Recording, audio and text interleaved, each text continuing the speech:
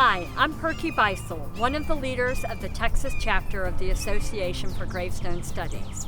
We're so glad that you're able to join us today on this virtual field trip to a few of our Texas cemeteries. We're going to be traveling along the El Camino Real de los Tejas, a historic road through deep East Texas, the piney woods. My apologies to everybody else in this huge state of Texas that we don't get to show off your cemeteries as well. Everybody, we have a lot of great things in store. I hope you enjoy this little taste of Texas's historic cemeteries.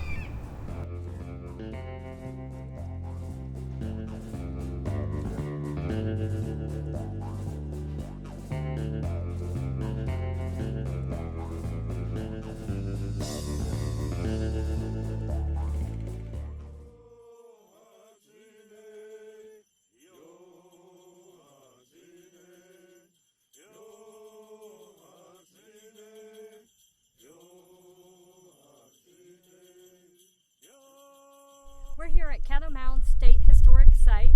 Behind me is one mound of many in what was a large burial complex for the Caddo Indians. This was a large village area. The Caddo were the largest tribe in this area when the Spanish arrived. They built these mounds over a course of about 700 years, from 600 to 1300 AD.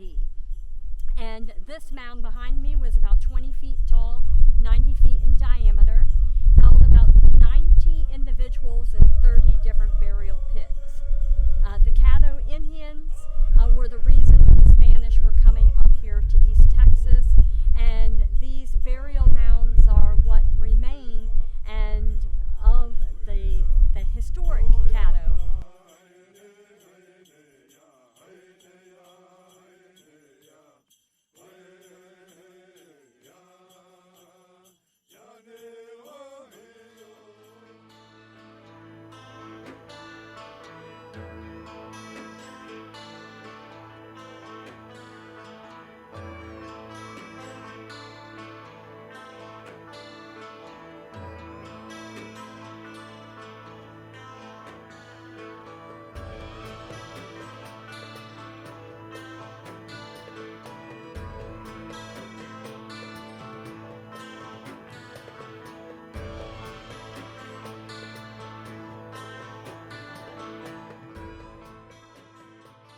Welcome to historic Oak Grove Cemetery here in Nacogdoches, Texas. This cemetery was established in 1834 and originally named the American Cemetery. Its name was changed later in the century. This is a large city cemetery that is still in use, and as a result of that, we have a large variety of stones, different materials, types, motifs, and shapes. We're also the final resting place of several notable individuals in the Texas Revolution and early Texas history. We also have recently completed a new interpretive tour, and we'll show you a little of that as well. As a result, Oak Grove is a centerpiece of historic preservation and tourism here in Nacogdoches, Texas.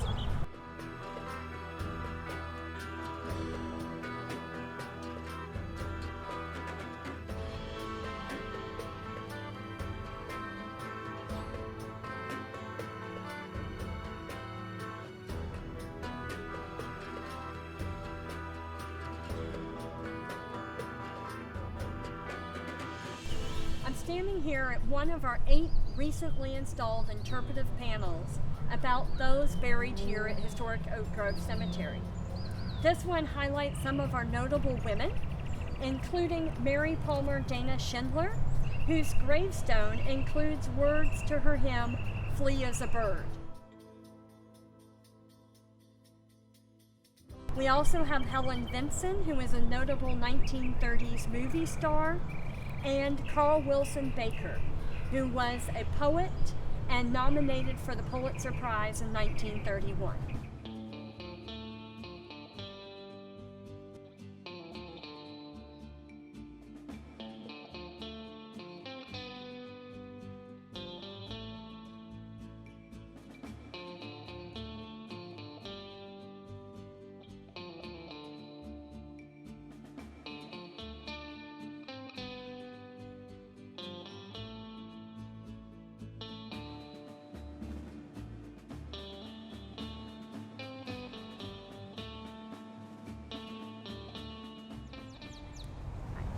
Oscar Lemon Holmes is a great example of Americans coming to the Republic of Texas and becoming all things Texan. He arrived in the early 1830s, worked a series of odd jobs, and eventually became the county clerk. He never married, but he amassed a fortune through land sales and other deeds. And you can see here from the excerpt of his will that he left all of that money to Texans who had fought in the Civil War.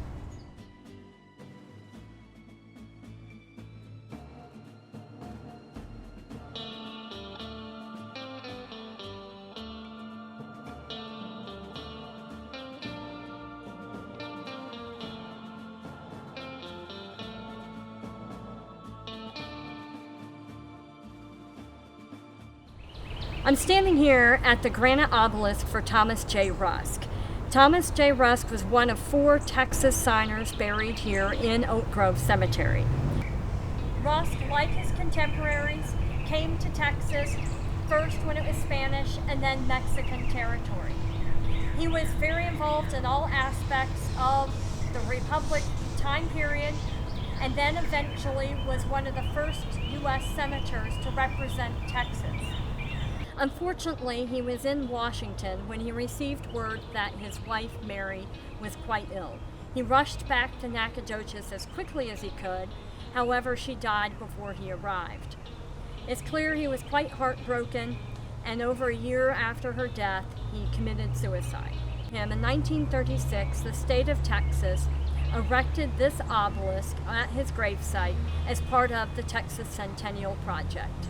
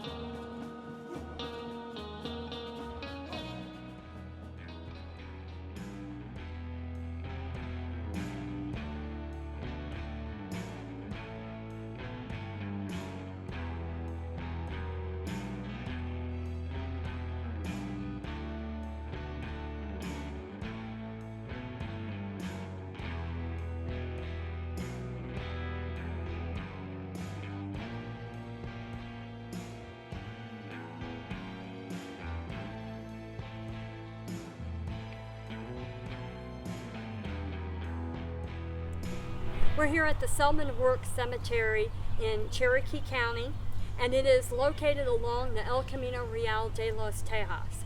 This is the road that stretched from the southern border with Mexico up to what was the French border at Natchitoches, Louisiana. This is the route by which the Spanish came north to East Texas and the Americans came west from Louisiana. And the Selman family, like many others, claimed land along the El Camino Real, and that's in the lower swales down below behind me. There are actual ruts from that historic trail there. Today's highway parallels this historic transportation route.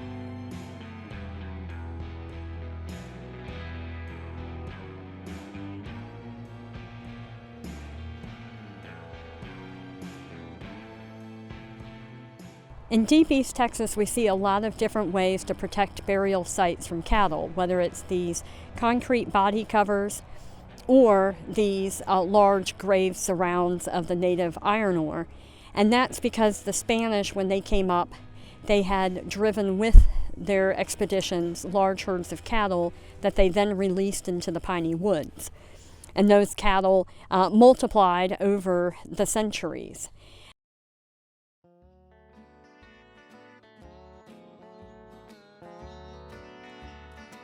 So this large marble multi-pieced pedestal here capped with a drapery and a closed book was for Mrs. Selman, who was born in Franklin County, Tennessee in 1832 and died here in Cherokee County in 1910.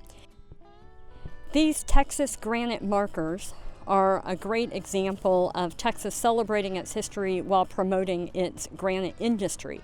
And in 1936, the state of Texas erected thousands of these across the state to honor the Texas Revolution, the people and the events and the places that were involved in that event. Selman-Rourke Cemetery has a nice selection of these native iron ore, or ironstone as it's called, stone enclosures of early burial sites.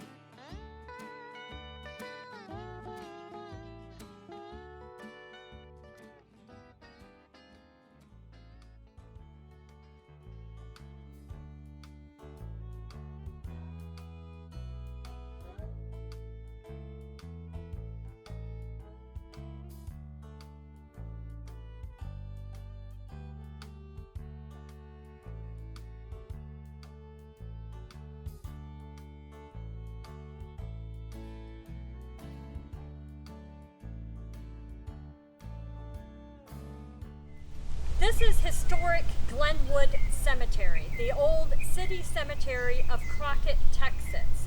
Crockett is the county seat of Houston County, the first county established in the Republic of Texas in 1837.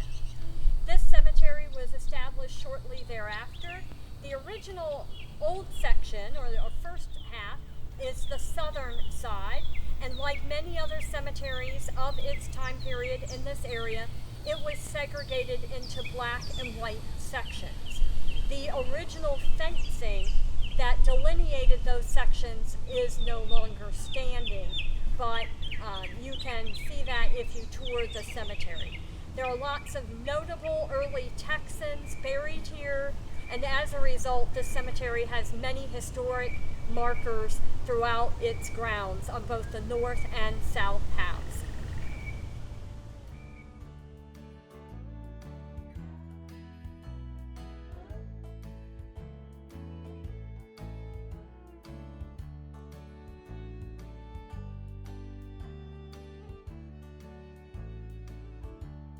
So this is the northern half of Glenwood Cemetery. It's the newer half that opened in 1870. And this area is still in use by family members who long ago purchased plots. You'll see behind me, this is a really remarkable metal arbor, a very different take on the more common cemetery fencing. And this is probably one of the most unique aspects of this half of Glenwood Cemetery, and that we don't have any other examples like this here in East Texas. The metalwork is really remarkable, and the fact that it has remained in such good condition since 1883 is just wonderful.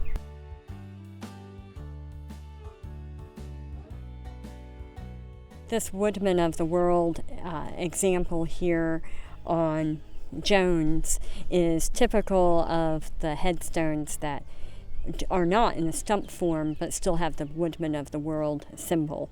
On this Davis headstone here, we see another variety of the Woodman of the World, in this case upright stumps, a stack of logs, and a lower base of logs. So we are used to seeing all different types of Woodman of the World markers.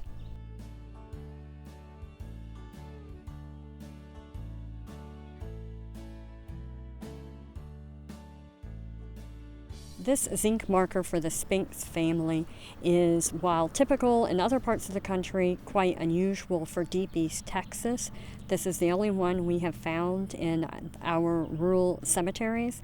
Otherwise, we would have to go up to Shreveport, Louisiana to find any notable collection of them.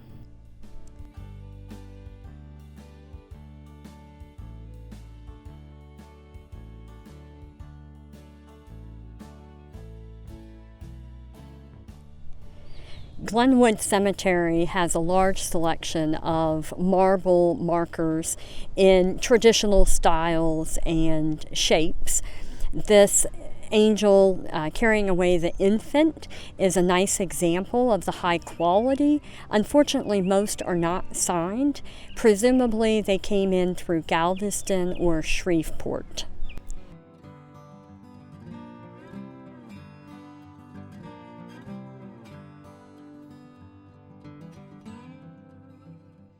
This large marble obelisk is a nice example of the combination of fraternal and social organization symbols, as well as the migration to Texas.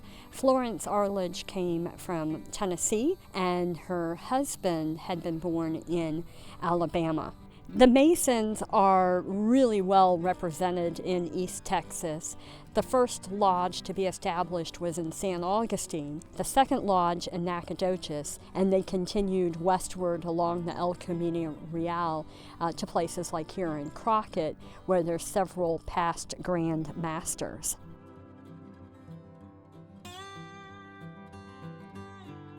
This marble truncated obelisk is really interesting. It has the open book, and on the one side it has a lamb, and on the other side it has the 3-link chain, also the all-seeing eye.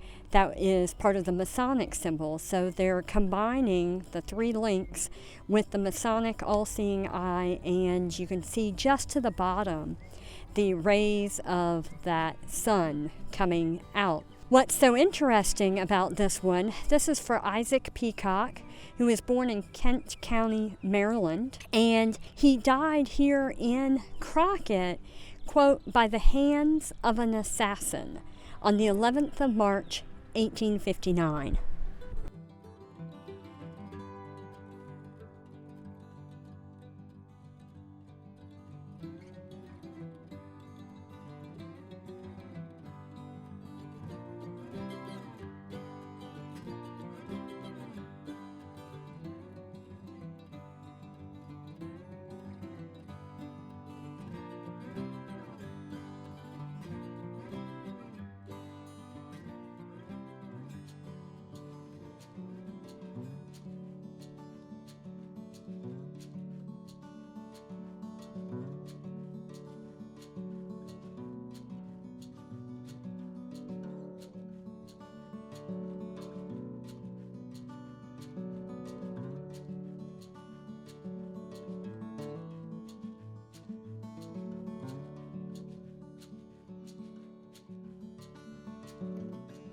Welcome to Pierce Chapel Cemetery here in Nacogdoches County. This is a scraped earth or a bare earth cemetery, and this cemetery, these burials around me date back as early as the 1870s. However, this practice continues today. Each year, family members and the cemetery management come in and scrape up the dirt and gravel to form these mounds over the burials, and this helps preserve the site, as well as intentionally ensuring that there is no grass. By not having a grass-covered cemetery, you discourage livestock and wild animals from coming in, and it also, I've also been told, makes it better to prevent snakes, because you don't have the snake sighting, and we do have a lot here in deep East Texas. So this is a different approach to cemetery management that we don't see a lot, but this is a very good example.